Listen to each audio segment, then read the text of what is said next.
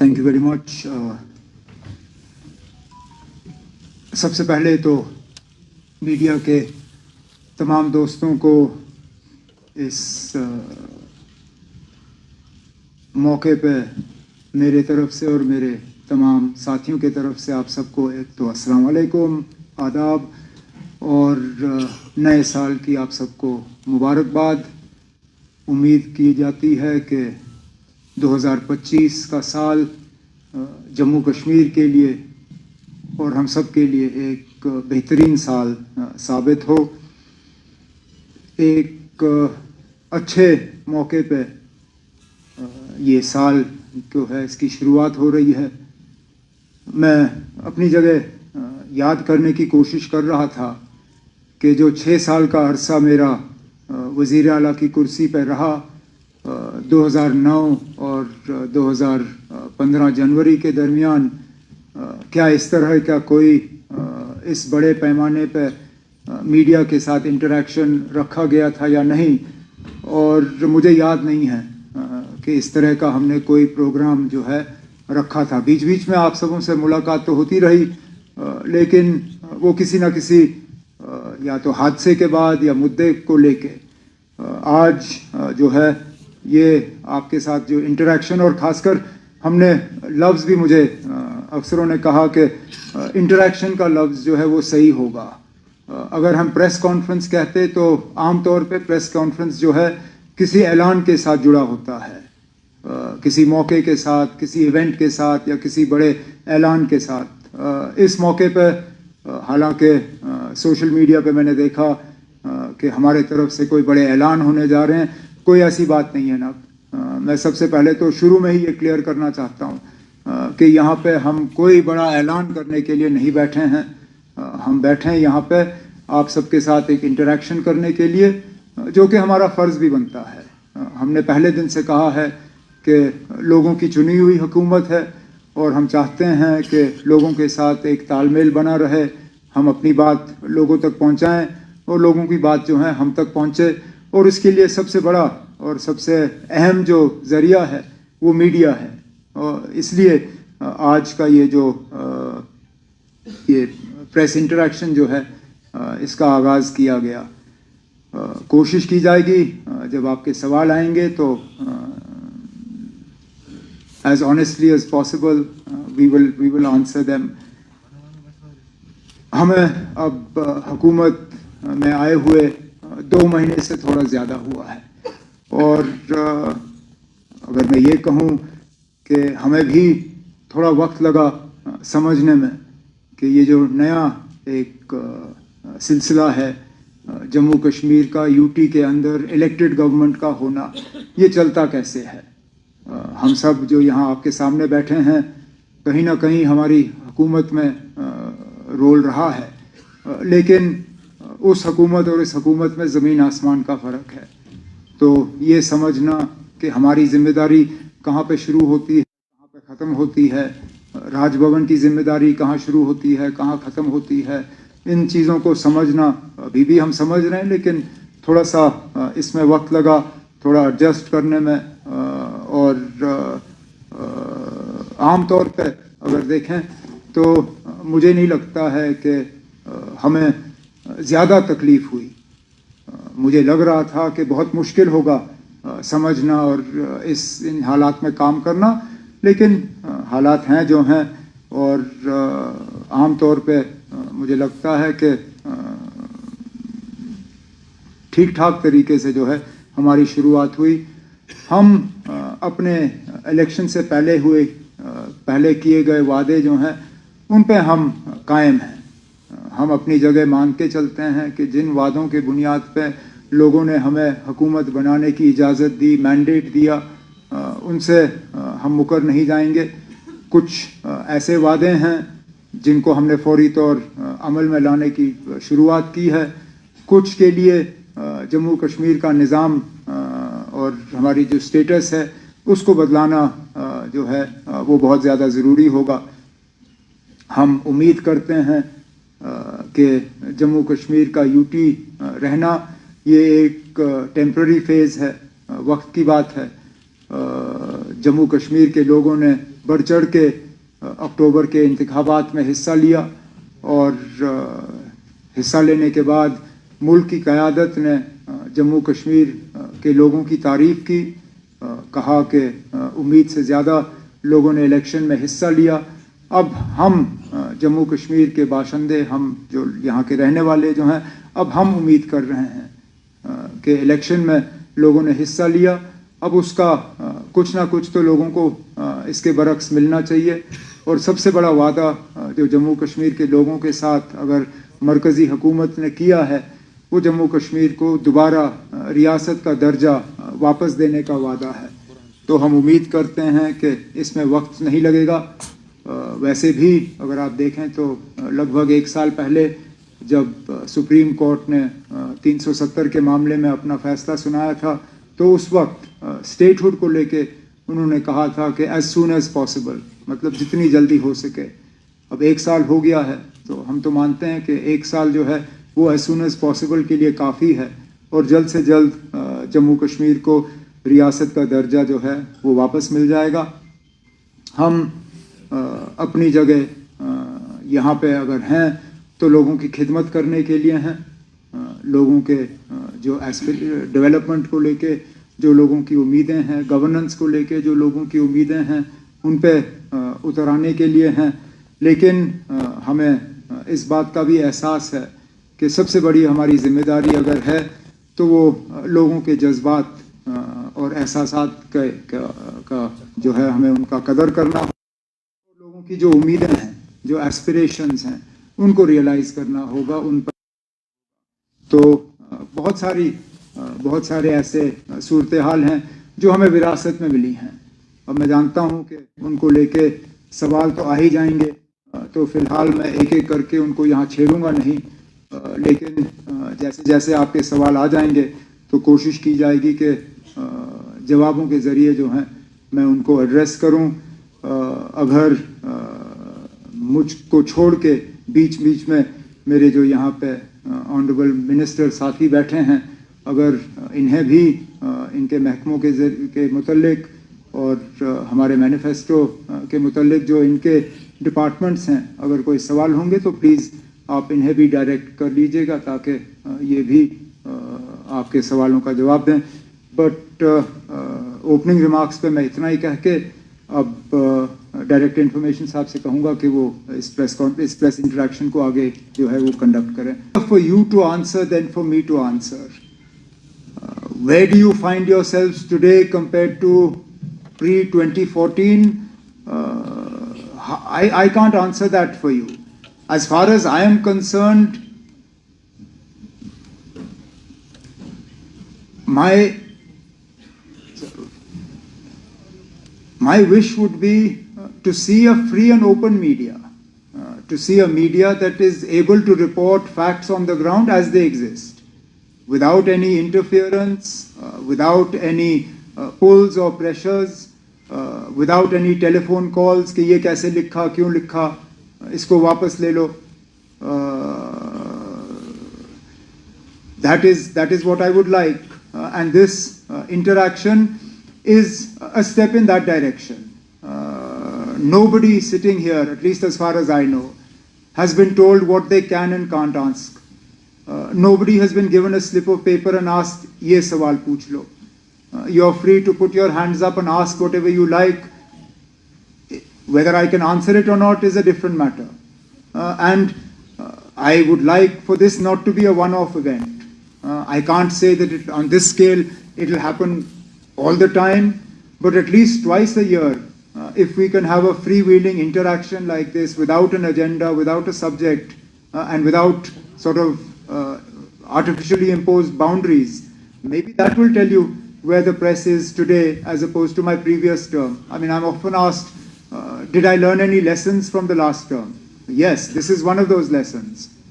Not having enough contact with you was, I think, a price that I paid in the previous government. Therefore, being more open and more accessible to you is something that I will definitely try to do in this term in office. सवाल की अपनी अहमियत है और मैं समझता हूँ लोगों की परेशानी, खासकर ज़मीन को लेके. हम अपनी ज़मीन बढ़ा नहीं सकते, और ये वो ज़मीन है जो बहुत मुश्किल हालात में शेख मोहम्मद अब्दुल्ला ने लोगों के हवाले किया, और अब उनसे वो ज़मीन वापस ली जाए, मैं समझता हूँ मुश्किलात, लेकिन तरक्की को भी रोका नहीं जा सकता. Development will also have to go hand in hand with the concerns that people have. Now, to the best extent possible, we will have to ensure that whatever routes are selected, whether for roads or for railways, are on non-productive lands. Not all our lands are highly productive, but those that are, we should, to the fullest extent possible, avoid taking them over for any development projects. अब जहाँ तक NIT की आपने बात की, ये सही है कि एक वफद मुझे मिलने आया, दे आर कंसर्न्ड कि उस ज़मीन पे उनके बादाम के बागात वगैरह हैं. मैंने तो उनको इतना ही कहा, मैंने कहा ना, अगर वहाँ के लोग NIT नहीं चाहते हैं तो हम इसको कहीं और ले लेंगे जहाँ लोग चाहते हैं. Not everybody is opposed to development here. There are areas where there is unproductive land that can be used for this NIT. So if the people of Pampore or Pulwama or any of those areas collectively, not 5 or 6 people, collectively, if the people of that area do not want NIT to be located there, we'll find another location. If we can locate a central university somewhere, if we can locate an AIM somewhere, we'll find place for NIT also. अगर पुलवामा को नहीं चाहिए, कहीं और ले लेंगे, और भी ज़िले हैं यहाँ पे ना. There are other districts that will welcome it with open arms. I don't want to take names here, but an MLA of a party not associated with the government, जब पुलवामा में बात हुई, उन्होंने मुझे फ़ोन किया, कहा ना अगर उनको वहाँ नहीं चाहिए, मैं आपको ज़मीन दे दूंगा, मेरे यहाँ छोड़ दीजिए, मेरे यहाँ लगाइए ये NIT. वैसे भी हमारे यहाँ कुछ नहीं हुआ फिलहाल. So there are places where we can locate this. हमने कहा, मैंने बार बार जब नेशनल कॉन्फ्रेंस तंजीम को लेके आप लोग सवाल करते थे कि जनाब ये ऑटोक्रेसी है, खानदानी रूल है, यहाँ एक ही बात चलती है, और वो जनाब फारूक अब्दुल्ला की है, वहाँ पे और किसी को बात करने की इजाज़त नहीं. मैंने हमेशा कहा कि नेशनल कॉन्फ्रेंस की तंजीम, सबको बात करने का अपना अधिकार, अपना हक है. उस हक को MP साहब ने, लेकिन इसमें भी आप देखिए ना हालात कैसे बदल गए. जहाँ पे एहतजाज सोचना भी, करना तो दूसरी बात, एहतजाज की बात करना भी गैर कानूनी समझा जाता था. हमारे घरों पे और गेटों पे ताले लगते थे जब हम कहते थे कि हम घर से बाहर निकल के एहतजाज करेंगे. इनका एहतजाज चीफ मिनिस्टर के गेट तक पहुंचा. मेरे गेट के बाहर एहतजाज करने के बाद मुझसे उनकी मुलाकात हुई. इससे तो आपको पता चल जाता है कि कम से कम हम लोगों से डरने वाले नहीं हैं, ना हम उनसे छुपेंगे. उनके जज्बात हैं, उनके कुछ कंसर्न्स हैं जो उनका हक था हमारे पास लाना. लेकिन जहाँ तक रिजर्वेशन के हवाले से आपने बात की, या उनका जो मुद्दा है, मैं तो थोड़ा सा हटके इसमें कहूँ. रिजर्वेशन का जहाँ तक इनका कंसर्न है, उसके लिए कैबिनेट की सब कमेटी जो है बिठाई गई है. वो अपना काम जो है, मैंने इन स्टूडेंट्स को कहा था कि टाइम बाउंड मैनर में, मैंने उनको कहा कि 6 महीने के अंदर उम्मीद की जाएगी कि कैबिनेट सब कमेटी जो है अपना काम मुकम्मल करे. उसके साथ साथ पैरेलली हाई कोर्ट भी इस मामले की सुनवाई जो है वो शुरू की गई है. लेकिन मैं तो ये मान के चलता हूँ कि चाहे आप ओपन कैटेगरी से हो, रिजर्व कैटेगरी से हो, आज तो खतरा ये है कि हमारी नौकरियां हमारे लिए नहीं है, हमारा ज़मीन हमारे लिए नहीं है. हमें तो पहले ये नौकरियां और ये ज़मीन पहले अपने लिए बचाना होगा, फिर रिजर्वेशन का झगड़ा जो है वो हम करते रहेंगे. मुझे डर इस बात का है कि हम यहाँ रिजर्व्ड और ओपन वाली लड़ाई तो लड़ते रहेंगे, लेकिन जब बाहर से यहाँ जो है नौकरी लेने के लिए लोग आना शुरू करेंगे, फिर क्या करोगे. लेकिन जो मैंने कहा, this process is being looked at and we will both will happen in parallel, cabinet subcommittee and the work of the honorable high court.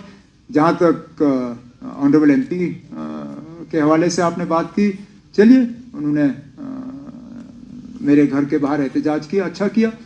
अब मैं उम्मीद करूंगा कि आने वाला जो पार्लियामेंट का सेशन लगेगा बजट का, वहाँ पे भी इसी तरह का एहतजाज किया जाए, बाकी पार्टियों को इसमें शामिल किया जाए, एमपीज़ को जोड़ दिया जाए और जम्मू कश्मीर की स्टेटहुड के लिए वहाँ पे एक अच्छा खासा एहतजाज जो है हमारे एमपी साहब लीड करें, बड़ी अच्छी बात होगी। जब 370 को रिवोक किया गया उसके बाद बीजेपी गवर्नमेंट का ये कॉमन रेफरेंस रहा कि मसले कश्मीर अब हमेशा के लिए हल हुआ है, हैज बीन रिजॉल्व्ड फॉरएवर। लेकिन आपका जो हाई वोल्टेज कैंपेन था जिसमें लोग जुड़े, उसमें आपने कहा कि ये इलेक्शन बिजली पानी सड़क के लिए नहीं है, ये शनाख्त बचाने के लिए, आइडेंटिटी के लिए। तो आप इस वक्त जाहिर है अभी बहुत कम अरसा हुआ है, लेकिन मसले कश्मीर अगर हमेशा के लिए रिजॉल्व हुआ है, क्या आप इसमें बिलीव करते हैं as leader of the largest political party? एक मिनट के लिए अगर हम मान के भी चले ना कि जम्मू कश्मीर का इस तरफ का हिस्सा जो है वो हमेशा के लिए रिजॉल्व हुआ है, जम्मू कश्मीर का एक हिस्सा सरहद के उस तरफ भी है ना। जब बीजेपी ये कहती है कि मसले कश्मीर का हमेशा के लिए हल हो गया है, क्या हम ये मान के चलें कि जो एलओसी के पार वाला हिस्सा है जम्मू कश्मीर का, उसका भी मसला हल हो गया है? जाहिर सी बात है, नहीं है ना। मसला कश्मीर अभी भी है, चाहे सरहद के इस तरफ या उस तरफ, उस पर हम बहस कर सकते हैं, लेकिन मसला हमेशा के लिए हल नहीं हुआ है। हम चाहते हैं कि हो। बिजली के हवाले से आपने सवाल किया, वो सही है।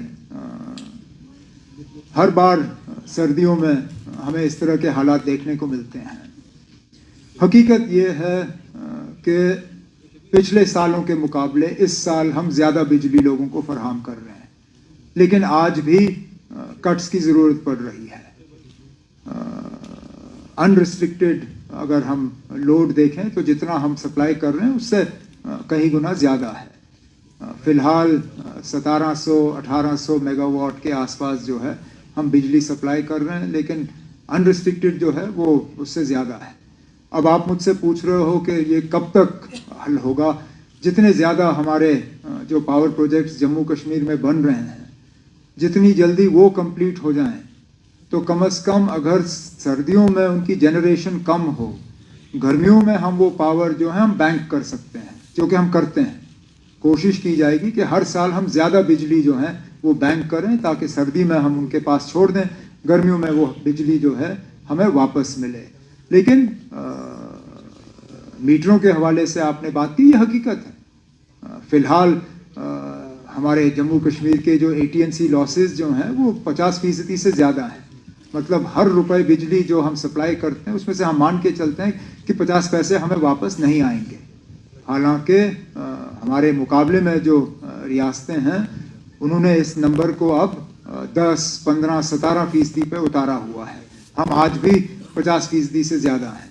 तो हमारी भी कोशिश रहनी चाहिए कि कम से कम हम भी 20% से कम अपनी AT&C लॉसेस को लाएं, ताकि और ज़्यादा बिजली हम लोगों को सप्लाई करें। इसके साथ साथ हमने जो अपने मंशूर में वादा किया है 200 यूनिट्स बिजली देने का, वो तो तभी होगा अगर मीटर लगा होगा, क्योंकि जहां अग्रीमेंट होगी वहां पे हम यूनिट्स मेजर नहीं करते। हम यूनिट सिर्फ वहां मेजर करते हैं जहां मीटर लगा हो। तो हम जब मार्च के महीने या अप्रैल के महीने में अपना ये स्कीम जो है इसको रोल आउट करना शुरू करेंगे, जाहिर सी बात है जहां जहां मीटर लगे होंगे उन्हीं को इस चीज़ का फ़ायदा होगा। तो जितना लोग मीटर की तरफ जाएं उससे जम्मू कश्मीर को तो फ़ायदा होगा ही होगा, लेकिन उन्हें भी फ़ायदा होगा मीटर का। डिप्टी CM साहब का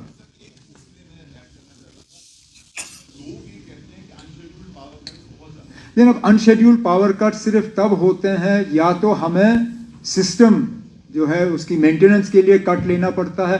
उसके लिए भी डिपार्टमेंट को कहा गया है कि पूरी तरह से इसको एडवर्टाइज करें, ताकि लोगों को पता चले किस इलाके में कहाँ पे शेड्यूल के मुताबिक हमें मेंटेनेंस के लिए कट लेना पड़ेगा। अनशेड्यूल्ड तब होता है जबकि या तो ट्रांसफार्मर जल जाए या कोई सिस्टम में फेलियर हो। उसमें कोशिश की जाती है कि जल्द से जल्द जो है उसको दुरुस्त किया जाए और बिजली का सप्लाई जो है वो रिस्टोर हो। I mean, I understand that the holidays became a big story. Yes, in an ideal world, we would have liked to have had those 2 holidays because It's part of the emotional attachment we have, and it's part of Jammu and Kashmir's history.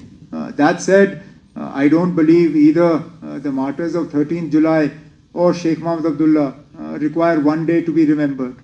Everything we do in some way is a continuation of their sacrifice for us. Every time a farmer goes out and tills his land or her land, it's part of Sheikh Abdullah's legacy. Every time children go to school and receive a subsidized or free education, it's part of his legacy. This hall that we're sitting in, it was conceived and put into place by him. It's part of his legacy. So his legacy doesn't begin and end on the 5th of December. And similarly, of the martyrs of 13th July.